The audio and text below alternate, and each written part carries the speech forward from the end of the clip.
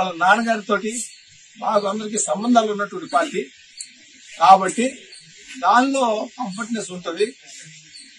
దేనికోసం ప్రజల కోసం మనకి అవకాశం ఇస్తున్నాడు అనేటటువంటి నాకు గ్రహించి నేను ఆవిడ్ని బలవంతం చేశాను. ఆ రోజున ఆగిపోతాను, ఇక ఎందుకు మనం మంత్రి కూడా చేశాము, ఇంతవరకు చాలు కదా, మనం మళ్ళీ ఇంకో పార్టీలోకి వెళ్ళి మనం ఏదో మళ్ళీ మారామని చెప్పు అది అనుకుంటారు. అప్పుడు పార్టీ ఇంకా అధికారంలో రాలా బీజేపీ.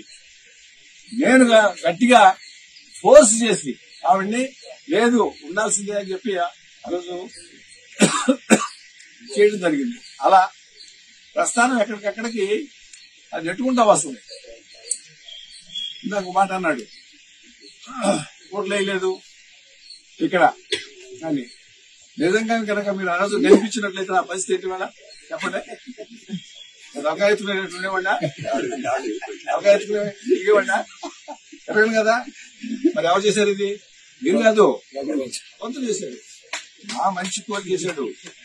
నన్ను నా వ్యక్తిత్వాన్ని గుర్తించి దాన్ని నిలబెట్టడానికి భగవంతుడు నా వెనక నిలబడి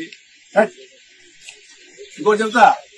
ఆ తర్వాత జగన్ పిలిపించి అబ్బాయిని ఎమ్మెల్సీ చేసి మంత్రిని చేస్తాను అని చెప్పాడు 2 నెలలకి ఓడిపోయిన తర్వాత.